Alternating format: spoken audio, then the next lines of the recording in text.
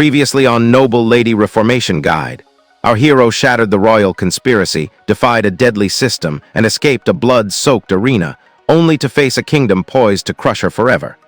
And now the story continues. The throne cracked. The crown still murmurs command. One-star magic reshapes her into a flawless lady, taught by a battle-scarred mercenary. Rose Salon erupts with joyous chatter. Ebelstein ambles through the noble quarter, grin wide. Aceline exhales, her burdens lift. The air brightens, eyes widen. Whispers ripple, her deeds already echoing the streets. Rumors of Aceline's bold rescue spark like tinder. You abandoned the noble quarter to save someone. My sister Diella begged for a magic mentor. I tracked every lead myself. A's line reveals weeks of relentless hunting for a worthy instructor.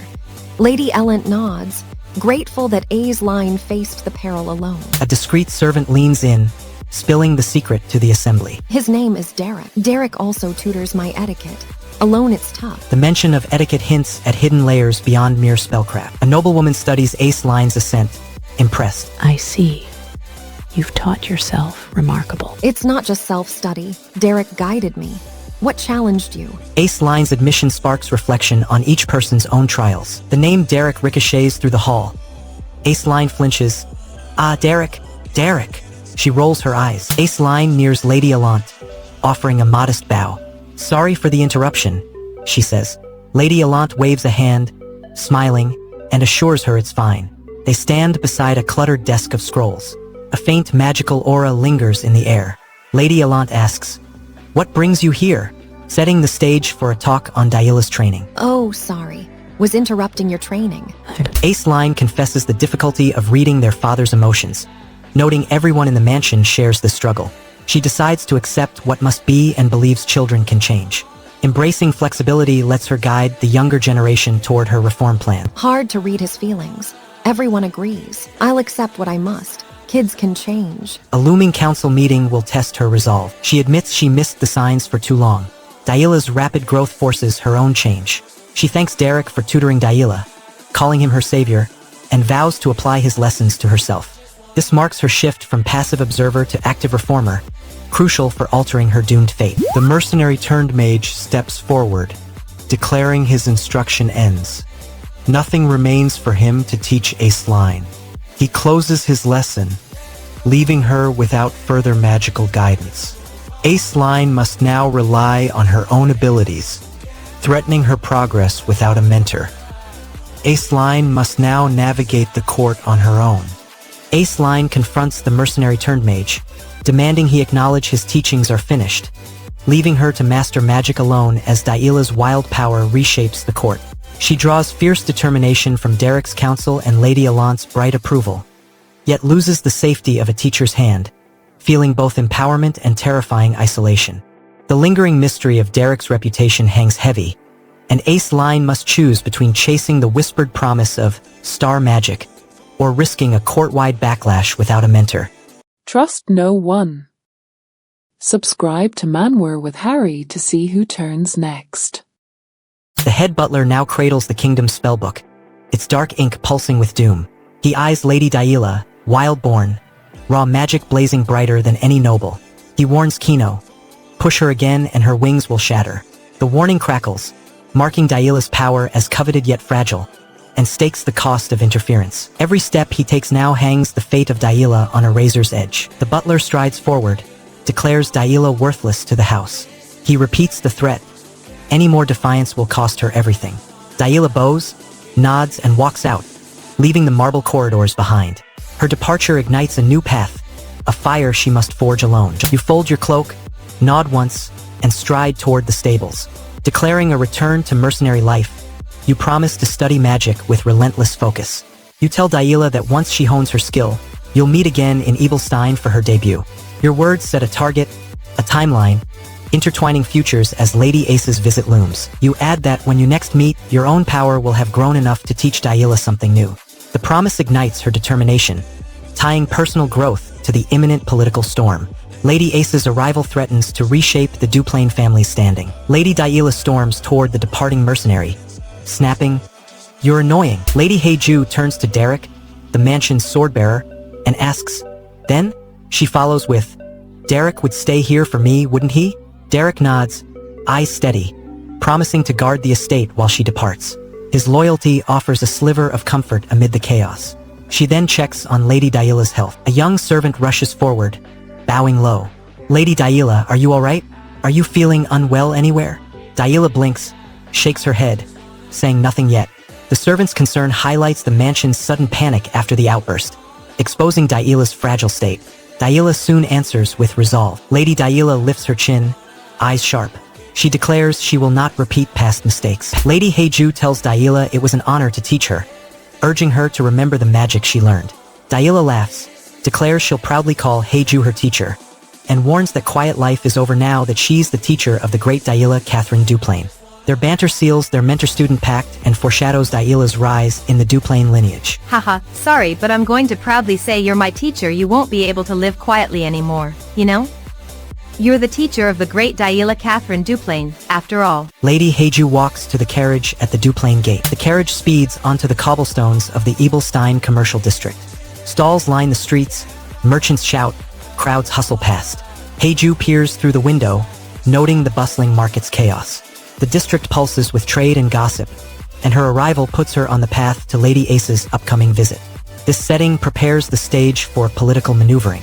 The crowds chatter hints at hidden alliances forming nearby. A rough-voiced guard steps forward, shouts, "That's right, kill him, beat him up more." The words spark a sudden brawl among nearby traders. Fists fly, weapons flash, and the market erupts into chaos. Heiju's carriage lurches as the fight spills toward the road, threatening to drag her into the melee. Heiju hurls the library key and a tower of spellbooks into Derek's hands, then storms onto the carriage as a sudden market brawl erupts around her. Daila watches helplessly as Heiju abandons the sanctuary, feeling the sting of abandonment, while Heiju gains ruthless resolve to confront the chaos outside.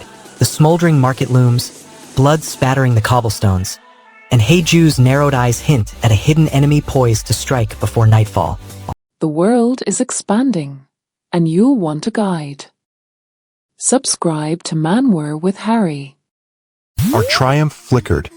Then the enemy's horns shattered the silence. Derek slumps in a shadowed tavern, the air thick with stale ale.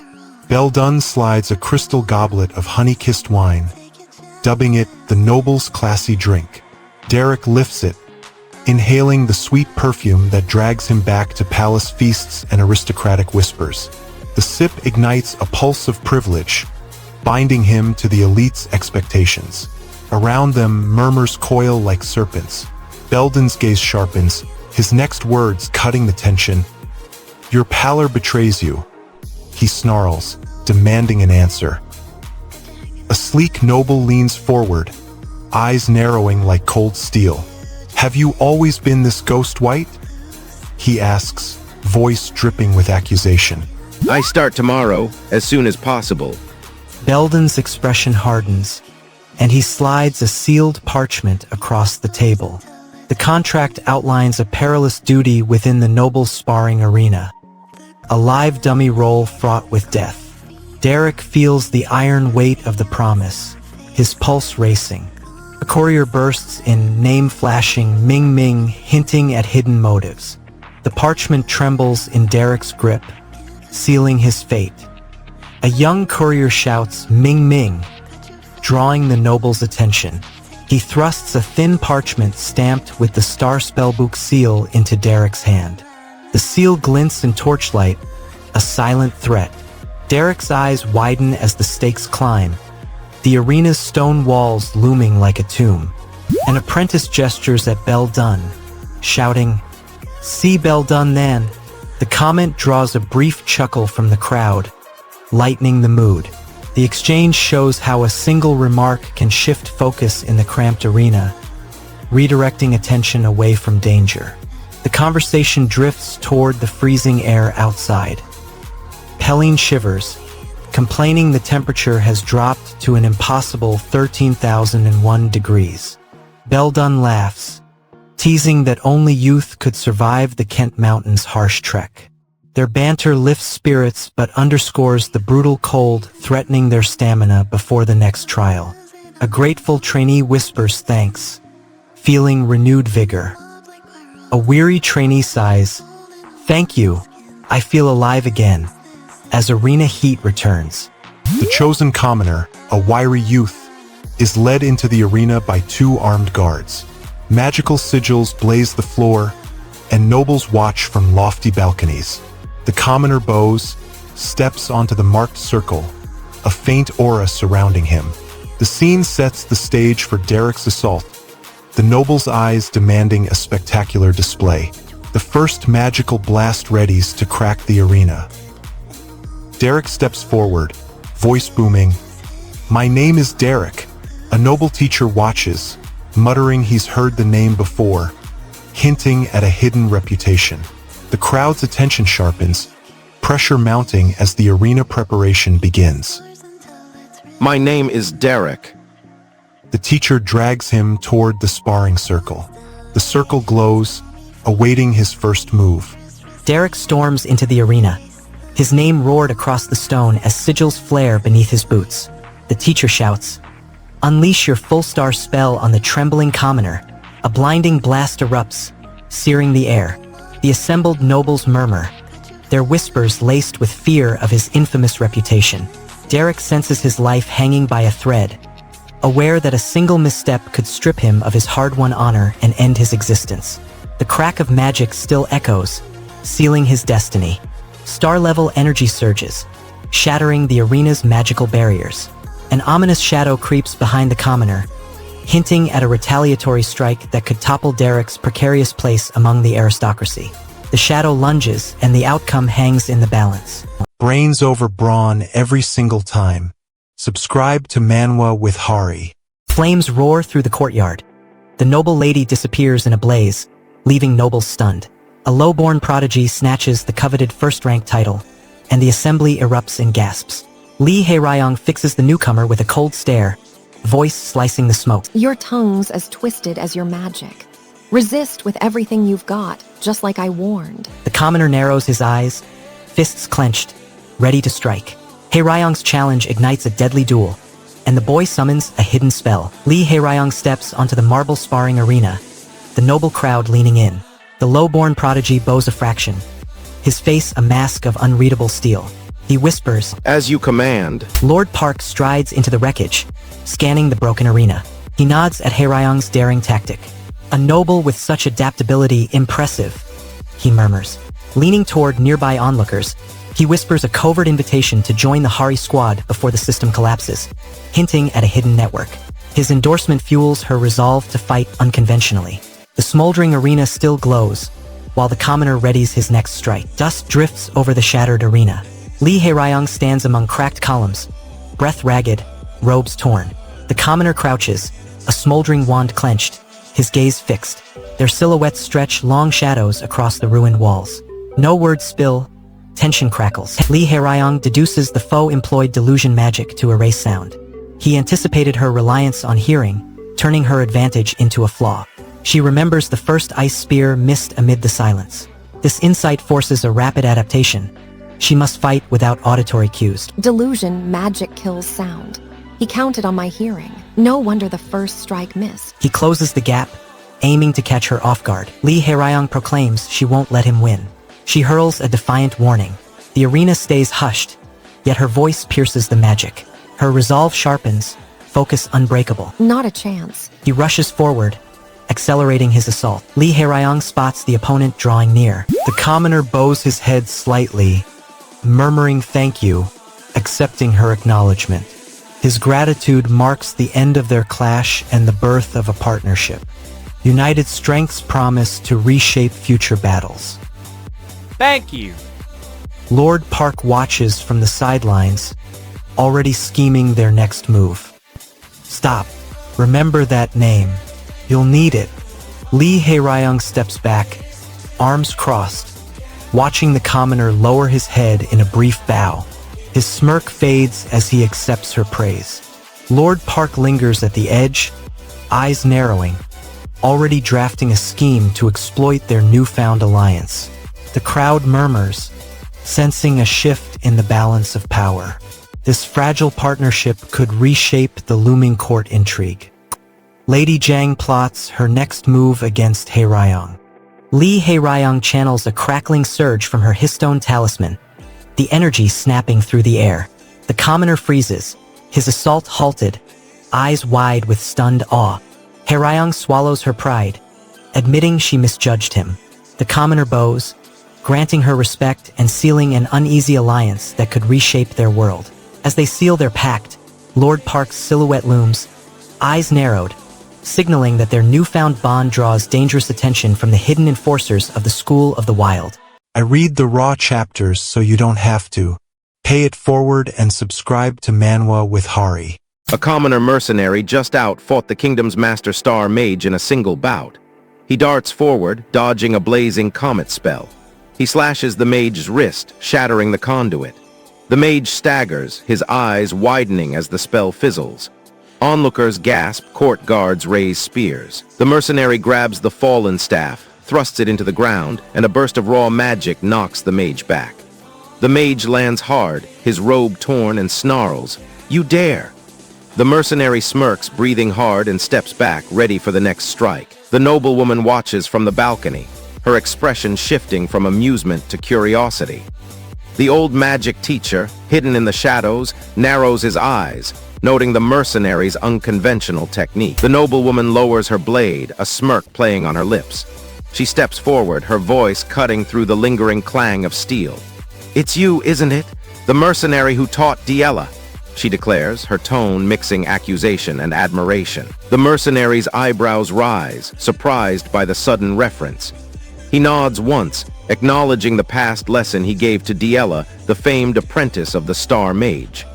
Their shared history surfaces, adding a personal layer to the rivalry. The noblewoman's eyes flash with respect, recognizing his role in shaping a key figure in magical circles.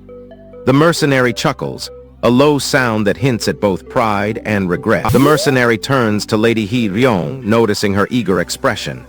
He calls her out, saying she asks him for praise just to boost her ego. He calls her desperate, willing to seek answers from a low-born fighter. His words sting, but they also expose her hidden fear of failure. This tension forces her to confront her own insecurity before the spar. "You ask for praise, you're desperate." Lady Hae-ryong must decide whether to trust his advice. A solitary kanji flashes on the page, representing his own resolve. The mercenary stares at it, recalling his vendetta against the shadowy figure known as Derek. He thinks about the lengths he'll go to settle that score. The mercenary steps back, eyes fixed on the noblewoman. He states plainly that she must pay his services because he is a mercenary, his fees non-negotiable. He tightens his grip on the strap of his satchel, indicating the price he expects. She glances at the ledger on a nearby table, calculating the sum. A court clerk watches, noting the exchange for future records.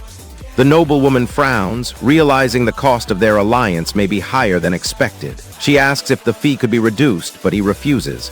His eyes flash, promising that his skill alone is worth the cost. Their negotiation adds a financial layer to the already tense partnership. The mercenary steps onto the marble floor, draws a thin rapier, and confronts the proud noblewoman Ace Line as the old magic teacher warns that her power eclipses any ordinary fighter. The mercenary's pride and ambition teeter, his resolve burning against the threat of ruin while he demands payment. And the noblewoman's curiosity clashes with his ruthlessness, risking both reputation and life. As bullet-scarred portrait hints at unseen assailants, the mercenary eyes the painted canvas. The old teacher's warning hangs heavy, and the outcome of their deadly duel remains poised on a razor-thin edge. Just one more chapter, right? We've all been there. Subscribe to Manwa with Hari. The citadel shattered, and I snatched the relic before night devoured everything. Whispers now flood the next gathering. Talk of a high-stakes magic duel. Alant's reputation erupts. The crowd hails her as unstoppable. A veteran leans in, warning that only relentless training can preserve her advantage. The upcoming match will crown the true master of the elite duel circle. Tension crackles as the arena readies for her showdown. The hall erupts with chatter as combatants stream in. Bahama bursts forward, eyes blazing, shouting he won't miss this gathering. Across the room, Elant catches his voice, flashes a grin, and admits she was already scheming about his arrival. Allant smiles, calling the talk enjoyable. She notes today marks her first lesson with Derek and decides to leave early to regroup. Stepping out of the training hall, her mind buzzes with upcoming duels. Her early exit signals confidence, yet a lingering worry about Derek's hidden motives. The conversation was enjoyable. Since today is my first day of lessons, I ought to leave a bit early. A cold dread settles in as Allant whispers a prayer that nothing goes wrong, fearing Derek might be a wolf in disguise. Her voice trembles, haunted by the possibility of concealed agendas. Anxiety clouds her focus on the looming ice spear match, where any slip could cost her the ace line rank. Allant reels from the betrayal, gripping her staff tighter. She accuses unseen schemers of a full-scale swindle, her voice echoing through the hall. Prabhat steps forward, calm, and orders the guards to escort her for further instruction. The command shifts from accusation to forced apprenticeship, binding her to his perilous plan. All right, take her with you. Prabhat laughs. Ha! Giving up over this much? Before we started, you made it sound like a monumental effort. Oisid sap slee LNA exertion. Allant meets his gaze, replying, "You don't understand what I've endured to survive within Ebelstein's high society. It's nothing." Her words reveal the social pressure driving her perseverance. The clash now tests not only magic, but her resolve to survive aristocratic expectations. Huh? Giving up over this much? Before we started, you made it sound like it was something major, Oisad sap slee lana exertion. You don't understand what I've done. In order. Allant hurls a colossal ice spear that shatters the dummy. Then her mana gauge snaps to 0 as a thunderous blast rattles the arena, forcing her to summon another spell with nothing left. Allant feels the crushing weight of failure as her exhausted spirit clashes with Prabhat's relentless demand. Realizing every forced spear drains her confidence and threatens the fragile trust between student and mentor, Prabhat declares tomorrow's brutal training regimen, leaving Allant staring at the empty mana gauge, wondering if she can survive the looming onslaught or will the ice within her finally shatter. That impact was felt through the screen. Subscribe to Manwa with Harry for more. The earth trembles, the battle still rages. Shin Heben roars at Lady Elent, demanding she push past the pain. Lady Elent steadies her trembling bow, knocks 5 glowing arrows, each humming with raw mana. The trainer shouts louder, "Fire now!" Her mana flickers dangerously low, but she obeys, each shot a razor-thin chance to turn the duel. The pressure spikes. A single miss would shatter her reputation. Yal's next order escalates the quota, threatening to double the arrows she must launch. A surge of residual mana spikes in Elent's veins. She steadies 10 more arrows, eyes blazing. Yal, the stern overseer, steps forward, bellowing that the quota leaps to 10. As Elent nears the storefront, a cloaked figure slips away into shadow. She pauses, senses the sudden loss of a companion. "She left," she whispers, confirming the figure's exit. A faint smile curls on her lips, understanding the sacrifice was intentional. The empty space behind her becomes a tactical opening, freeing her movement. This maneuver buys precious time to regroup before the next confrontation. She left, yes. The city's shadows stir, hinting at a looming betrayal. Elent catches a muttered confession about her father's secret dealings, her face tightening. She then spots Lady Ellen, exhausted, slumped against a wall after the day's trials. Concern flickers across Ellen's features. She wonders if Ellen can continue. A's line leans in, voice low, proposing surrender as a viable tactic. "Giving up is a good strategy too," she smirks. Her suggestion aims to undermine Ellen's resolve, hoping she abandons the training. This tests Ellen's mental fortitude and foreshadows a psychological battle. Elent must now answer the surrender challenge. A's line watches Elent's frown, sighs, then offers a curt apology. "If it sounded that way, I apologize." The brief concession tries to soften her provocation, yet signals she can shift tone to manipulate. This shows A's line's willingness to play mind games. Elent still doubts A's line's true intentions. Lady Elent erupts, voice shaking. Lady Elent declares she will ensure someone defeats Lady A's line. She promises to protect her ally and set a trap for the rival. This vow cements her resolve and signals the next move in the conflict. Determination sharpens, and she begins gathering resources for the upcoming showdown. I will make sure you defeat Lady A's line. She now seeks an ally to carry out the plan. Lady Elent shatters her mental armor, sees her self-hatred as the true adversary, and channels that fury into a decisive vow. She will lure Ace Line into a trap and hand her defeat to a trusted ally. She forfeits lingering pride, embraces every flaw, and finally feels her heart unclench. Yet this revelation threatens to twist her newfound compassion into a weapon aimed at those she once protected. Now, with resolve hardened and the trap laid, the looming battle hangs on whether Ace Line's downfall unfolds as Elent predicts, leaving the true victor of their feud shrouded in uncertainty. That betrayal stung. Subscribe to Manwa with Harry for the payback. The walls crumbled, yet the noble lady's fire blazed on. A flashing icon seared the notice board. Bounty, Ogre Gold. A relentless clock ticked down. The system stamped a hefty reward on the beast's skull. Every hunter felt the urgent summons. The bounty slammed pressure on every commander.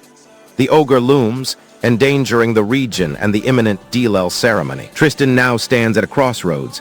Dispatch a squad or face the monster alone. Riders thunder into Belmere training fields, dust swirling. Lord Tristan dismounts, aides trailing like shadows. Apprentices snap to attention, bows crisp in the cold air. Their salute crowns the start of Delel preparations. Tristan's presence seals official sanction for the training regime. Ellen steps forward, chanting fire as the line wavers. She unleashes a blaze, singeing the ogre's arm. The beast howls in pain. Tristan commands a flank, urging trainees to use barriers as cover. The fleeting victory sparks hope their improvised tactics might hold. The wounded side exposes a vulnerable flank. The ogre swings its massive club at the formation, shattering the barrier, scattering trainees. Tristan bellows orders, demanding unity. Derek lunges, cleaving the creature's leg. Jade darts aside, yanking a rope to hinder its stride. The clash intensifies, each action teeters between life and death. Tristan's next command will tilt the tide. Tristan watches the ogre lunge at the trainees. Jade lunges, rope in hand, aiming to loop the ogre's ankle. She swings wide, hemp flashing in dim light. The beast snarls, steps forward, rope catching its rough hide. The ogre jerks, the rope strains, then snaps clean, clattering to the ground. Jody's eyes widen as the monster fixes its stare on her. The ogre lunges, forcing Jody to dodge the crushing blow. The ogre hoists its massive club, targeting Jody. It arcs down, dust spiraling from the earth. Jody ducks, feeling the wind brush her hair. The club crashes into ground, sending a shockwave that rattles stones. Allies stagger, footing lost as the beast roars triumphantly. Derek charges, hoping to exploit the creature's momentary imbalance. Jody lunges, rope coiling around the ogre's ankle as Derek drives his sword into the beast's flank, while Tristan brandishes the bounty notice, locking the monster into a deadly stalemate. Jody shatters self-doubt, terror melting into fierce purpose, while Tristan confronts his fear of failure, knowing a single bold strike will either crown them heroes or doom them forever. The ogre lifts its massive club, eyes blazing, poised to crush Jody's rope-bound leg as the ground trembles, leaving the party teetering on annihilation's edge with the coveted bounty still out of reach. The comments section doesn't lie. This community is insane. Subscribe to Manwa with Harry and see for yourself. 2 weeks have slipped by since Katie's cryptic letter arrived, and shadows of assassins still hunt the faint echo of his magic. The parchment crackles open with a warm greeting. To my dear Derek. She confesses a painful delay, noting it's been over 2 years since she fled Ebelstein, and she apologizes for the tardy contact. Her words pulse with urgency, hinting at secrets that still simmer beneath the surface. Derek feels the weight of every syllable as his heart quickens, knowing the duel looms ever closer. To my dear Derek. It's been over 2 years since I left Ebelstein. Sorry for contacting you so late. With eyes narrowing into steel, Derek declares, "I'll win." The proclamation locks his resolve like a sealed rune. He envisions his magic outpacing the opponent's star magic, a blur of speed and power. A rapid practice routine erupts, mana crackling into a focused strike. The bold claim raises the stakes. Failure would tarnish his mentor's teachings forever. He sends a silent rally to his allies, urging them to watch the showdown unfold. The 2-day countdown ends as Derek steps into the Noble District's sparring arena. Polished stone stretches beneath his boots, glittering sigils pulse around the perimeter, and spectators filter in like a tide. The arena's magical wards hum, ready to cage any stray spell. Derek halts his pacing, turning to the mirrored wall. He stares at his reflection, fists clenched, and declares, "I'm absolutely winning."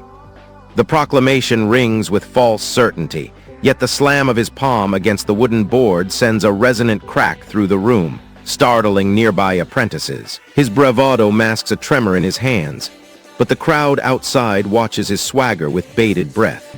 Next, he steps toward Ellent, intent on keeping alliances intact. Derek approaches Ellent, who leans against a pillar, hair pulled back in a disciplined knot. He bows slightly, saying, "I hope you've been well, young Lady Ellent." His tone strives for courtesy, yet his eyes flicker with calculation. Ellent eyes the shimmering runes, feeling the mana surge through her staff. She murmurs a quiet question, wondering if her strength matches the legends. A faint pulse answers, confirming her power is indeed formidable. The crowd holds its breath, sensing the moment before the first spell erupts.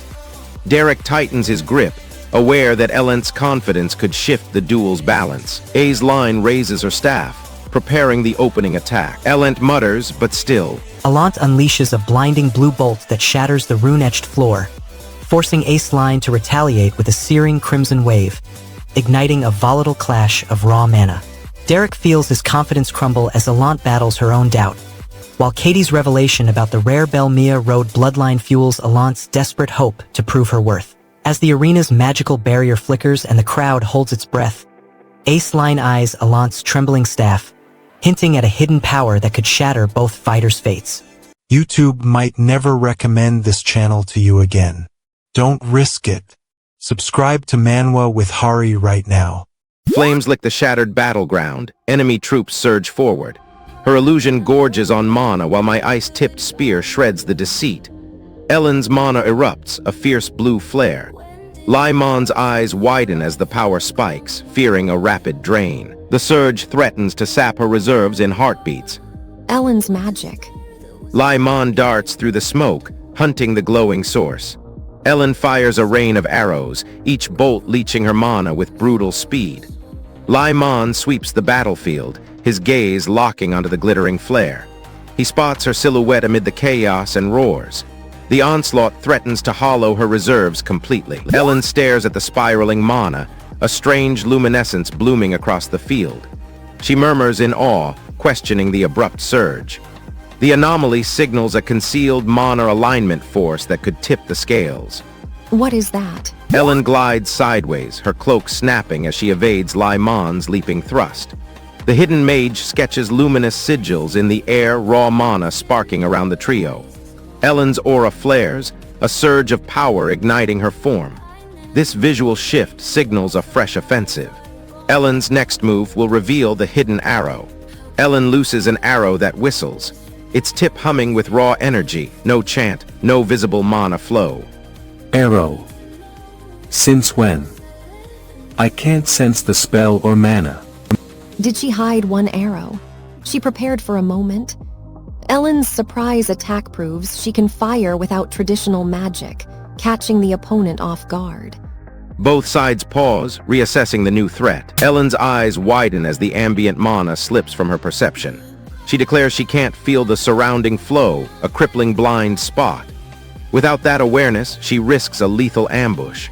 The opponent seizes the moment, preparing a decisive strike. I can't feel the surrounding mana. Ellen concentrates raw mana into a blinding sphere, obliterating the rival's illusion shield. She then ignites a star-forged fireball, hurling it across the arena, ripping the heavens and crushing the opponent's defenses in a cataclysmic flash. Ellen trembles from the earlier despair of losing her mana sense. Yet a surge of triumph floods her as aligned power roars within. Still, the looming threat of a blind strike keeps her heart teetering between hope and dread. The opponent, dark sigils flaring on his palms, extends to siphon the captured mana field, eyes glinting with renewed hunger. The arena hums with volatile energy, the outcome hanging in peril. Wrap it up and hit the sub button. Manwa with Hari, out.